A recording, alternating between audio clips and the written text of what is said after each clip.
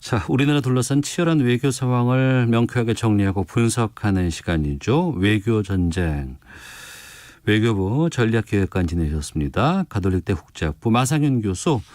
오늘은 화상 연결로 만나보겠습니다. 유튜브로 함께 방송 지금 하시는 분들께서는 화상 연결된 화면 보실 수 있습니다. 마 교수님 들리세요?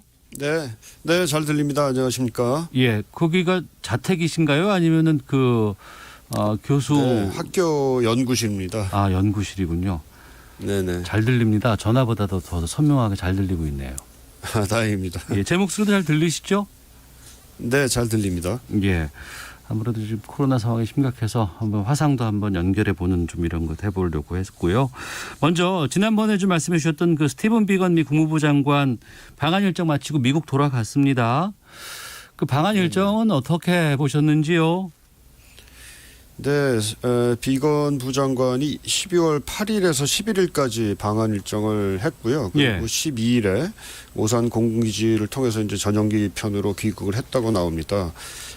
한국에 이제 체류하는 동안에 강경화 외교부 장관, 외교부 1차관 그리고 한반도 평화교섭본부장 등과 이제 회담을 했고요. 예. 외교부 외에도 통일부 장관, 그리고 서훈 국가안보실장 그리고 박지원 국정원장 등과도 면담을 해서 상당히 폭넓게 우리 당국 외교 안보를 담당하는 그런 당국자들과 이제 만났던 걸로 나오고 있습니다.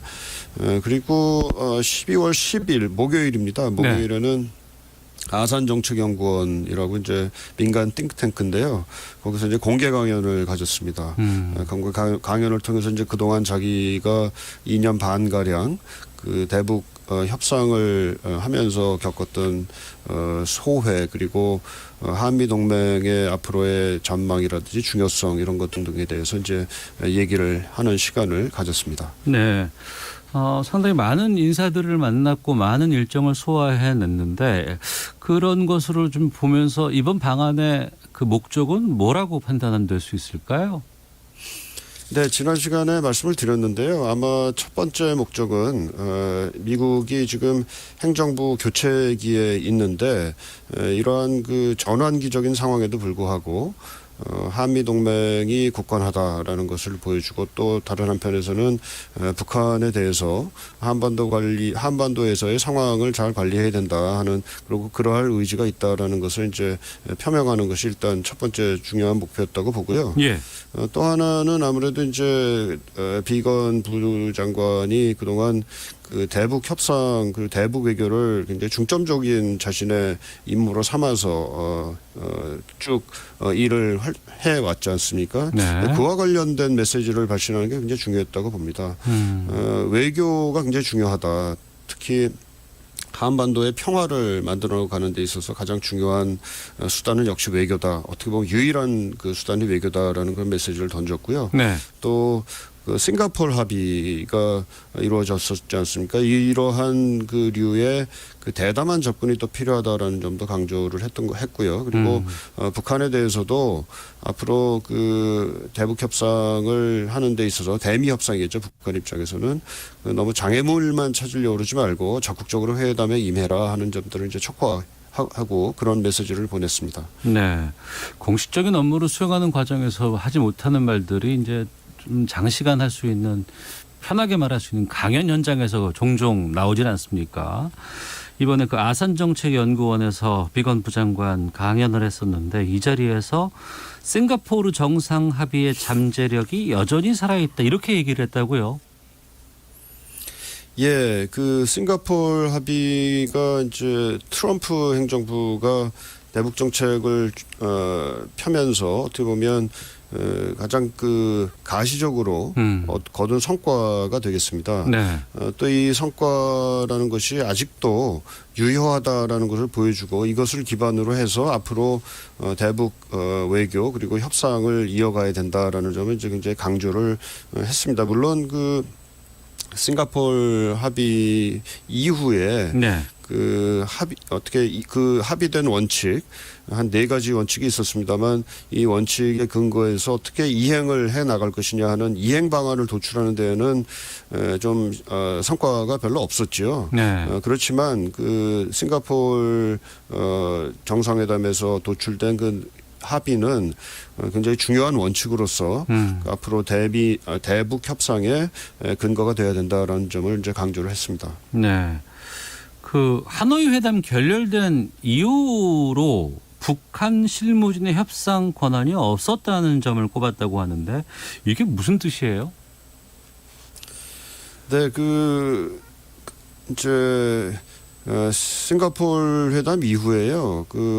이걸 어떻게 하면 이제 이행해 나갈 것이냐를 두고 이제 그 실무 협상이 벌어졌고요. 네. 그러고 나서 거기에 기초해서 이제 그 하노이 회담이 이제 열렸어야 되는데 그 하노이 회담의 그 날짜는 잡아놨는데 네. 그것을 위해서 그 실무 협상을 하는 가운데에서 그 어떻게 보면 회담의 가장 중요한 쟁점이기도 하고 가장 중요한 내용이기도 한 그 비핵화와 관련된 얘기를 실무협상단에서 실제로 할 수 없었다는 얘기입니다. 이제 미국 비건 부장관이 이끄는 미국 협상팀에서는 그 얘기를 이제 하려고 했는데 예. 또 하고자 하는 의지가 분명히 있었는데 북한 쪽에서 그 실무협상단은 자기네들이 그걸 얘기할 수 있는 그걸 논의할 수 있는 건 권한이 없다. 네. 이렇게 이제 얘기를 하면서 그 논의 자체를 거부를 했다는 거죠. 예.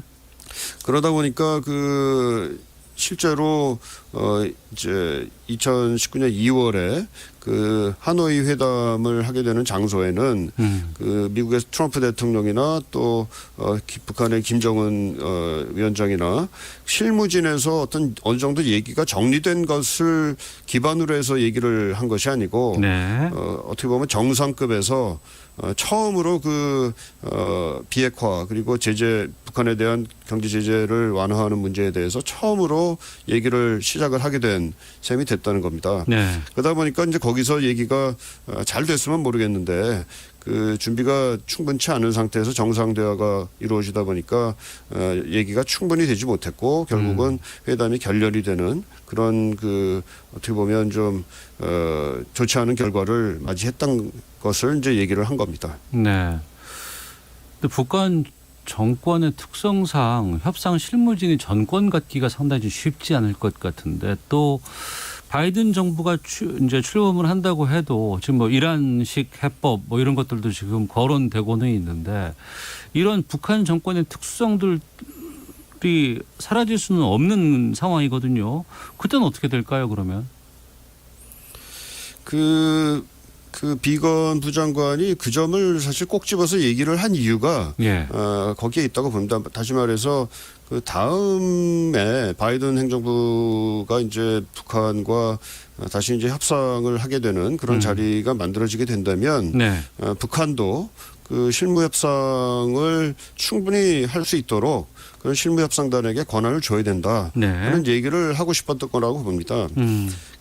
원래 국가 간의 외교적 협상을 하게 되면 그 협상단은 그 훈령을 받아가지고 이제 정부의 훈령을 받아가지고 이제 협상에 임하게 됩니다. 그렇기 네. 때문에 뭐 협상 대표가 어느 정도의 그 정권은 있을 수 있으나 그 정권이 자기 마음대로 할 수 있는 건 아니고요.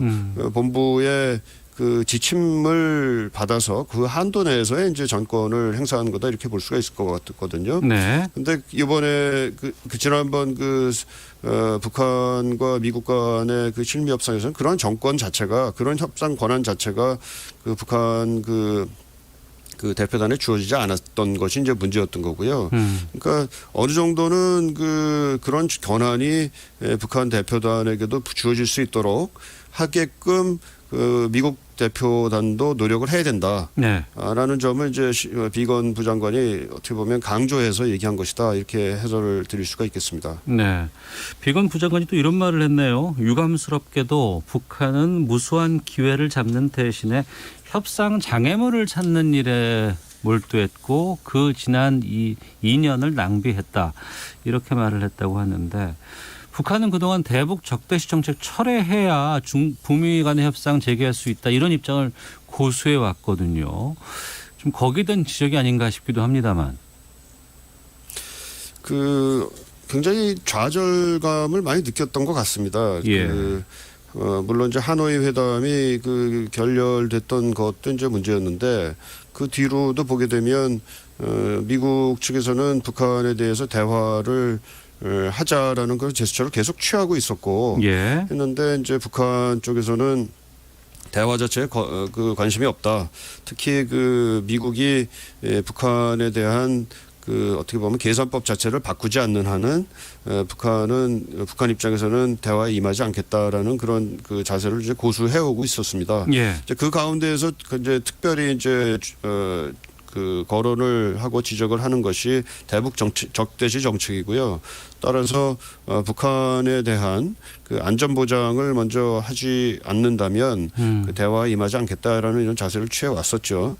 뭐 그러다 보니까 여러 가지 북한에 대한 선의를 보여주는 미국의 제안 또는 한국의 제안 또는 국제사회의 제안 이런 것들이 실제 대북 대화를 재개하는 데에는 별다른 효과를 발휘하지 못했고요. 뭐 예. 예를 들면은 인도적 지원 문제라든지 뭐 하는 것들도 상당히 대북 대화를 재개하는데 유용하게 쓰일 수 있는 그런 매개가 됐을 텐데 북한 쪽에서 이제 그것을 받아들이지 않았던 것에 대한 뭐 좌절감 같은 게 아마 비건 대표의 비건 부장관의 얘기에서 묻어나오지 않았나 이렇게 해봅니다. 알겠습니다. 외교전쟁 가톨릭대 국제학부 마상현 교수와 함께 말씀 나누고 있습니다. 미국 대선 상황도 좀 여쭤보도록 하겠습니다. 뭐 일종의 요식 절차로 여겨지고 있었던 미국 대선 선거인단 투표 이게 오늘 이루어진다고 들었어요. 좀 설명을 좀 해주세요. 네, 이제 미국 선거는 좀 형식적인 차원에서의 선거인단 투표를 규정을 하고 있습니다. 그러니까 실제 사람들이 유권자들이 투표를 하는 것은 이미 11월 3일에 끝났지만 네. 그것을 통해서 선거인단을 선출을 하는 과정이 됐던 거죠. 그리고 선거인단을 선출하고 그것을 확정하는 과정이 지금까지 이제 있었고요. 네. 그렇게 해서 확정된 선거인단이 12월 14일이 되겠습니다. 미국 시간으로 이제 오늘이 될 텐데요. 12월 14일에 각자의 각 주에서 지정된 장소에 나와서 투표를 하게 됩니다. 여기에 나오는 선거인단은 자기가 마음대로 찍는 게 아니고요. 예. 그 주에서 당선된 사람에 대해서 이제 표를 던져야 되는 건데 네. 가끔씩 뭐 그러니까 자기가 해야 되는 대로 하지 않고 다른 사람을 찍는 경우가 종종 발생을 해서 그런 문제가 되고 있기는 합니다만 크게 선거의 판세를 바꿀 그런 상황은 아니라고 봅니다. 그러니까 이미 선거에서 결정이 났는데 그것과 다르게 투표를 한 선거인단이 종종 있었어요? 그렇죠. 그렇게 아주 많은 숫자는 아니고요. 예. 뭐 예를 들면 1990년부터 2012년도까지의 대통령 선거를 보게 되면 네. 9명이 자기가 원래 찍어야 되는 사람을 안 찍었던 경우가 있었다고 합니다. 2016년도 대선에서도 네. 한 7명이 원래 찍어야 되는 사람을 안 찍고 다른 사람을 찍는 그런 일종의 배신 행위를 신의 없는 투표를 했던 그런 경험이 있습니다. 네. 그렇지만 이러한 투표 배신 행위죠. 이걸로 인해 가지고 선거 결과가 뒤집힌 적은 없었다. 점은 꼭 말씀드리고 싶습니다. 네. 그러니까 차이가 많이 났기 때문에 그게 가려졌던 모양인 것 같은데 만약에 이걸 통해서 그렇습니다. 결과가 바뀌어버리면 어떻게 되는 겁니까? 바뀌게 되면 투표 결과를 아마도 승복을 해야 될 것 같긴 한데요. 예. 사실은 이런 어떻게 보면 굉장히 박빙의 선거였다면 선거인단 확보에 있어서 이런 투표 배신 행위가 나타나서 선거 결과가 뒤바뀌게 되는 그런 가능성 없지는 않았겠죠. 그래서 이런 가능성을 좀 막기 위해서 네. 법적으로 그것을 하지 못하게 하는 그런 이런 투표 배를 하게 되면 거기에 대한 징벌을 가하겠다. 뭐 이런 논의들도 이제 나타나고 있는 중인데 예. 아직 뭐 분명하게 이런 가능성에 대비하는 차원의 뭐 헌법적인 수정이라든지 이런 것은 아직 일어나지 않고 있는 중입니다. 네.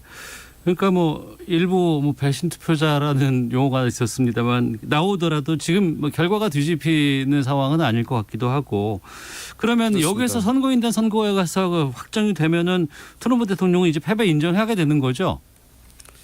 뭐 인정을 하나 안 하나 관계없이 이제 백악관을 떠나야 되는 건데요. 예.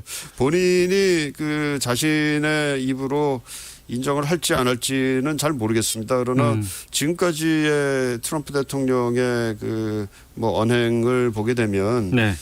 계속해서 자신이 원래는 선거에서 이겼는데 승리를 도둑맞았다 하는 그런 주장을 굽히지 않을 가능성이 상당히 있어 보입니다. 네. 알겠습니다. 청취자 유튜브로 보고 계시는 분들께서 의견을 좀 보내주셨는데 달달파크님은 스튜디오에 같이 계신 것 같네요. 음질 완전 깨끗합니다. 다행입니다. MIMUS1님은 코로나 시대 화상 연결 좋습니다. 박수 보내드립니다. 라고 의견 보내주셨고요. 전화보다 훨씬 더 선명하게 화상 연결이 된 것 같아서 좀 다행스럽기도 하고 저는 개인적으로 우리 마상현 교수님 마스크 안 쓰신 얼굴을 오랜만에 뵐 수 있어서 상당히 기분 좋았습니다. 종종 연결하겠습니다. 네, 고맙습니다. 네, 안녕히 계십시오. 예, 지금까지 가톨릭대 국제학부 마상현 교수와 함께했습니다.